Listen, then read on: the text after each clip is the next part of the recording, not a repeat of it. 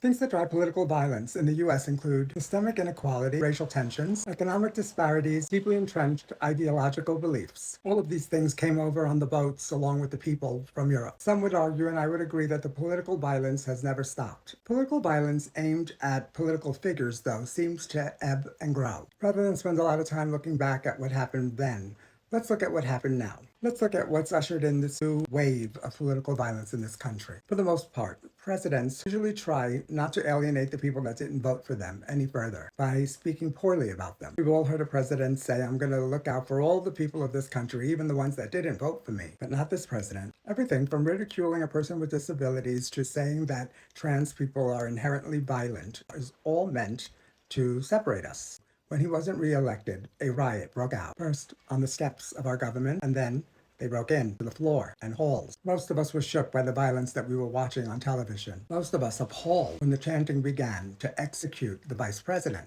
Then a tweet from the president came encouraging the execution, the president blaming him for the loss of the election. Remember how terrified all the lawmakers looked when they were running through the Capitol trying to escape the rioters? We all watched the riot happen, and then we were told that the riot was nothing more than a regular day, something like a tour was being given. The damaged building, the beaten, and the dead didn't matter. The courts, recognizing that it was a crime, put people in jail, only to be pardoned by the president. That pardon he gave to the protesters, to the rioters, was his blessing on political violence. The pardon was his way of saying political violence is okay when it's done in my name. This weekend in Minnesota, more political violence. Rather than do what any other president would do, this president decided not to call the governor of the state where the people were killed, once again in his own way sanctioning the political violence. Then only hours later went ahead and in a tweet or whatever it was, threatened the life of the supreme leader of Iran. His post not only included a threat, but it included ridicule as well as a flippant warning. Remember today as the day the president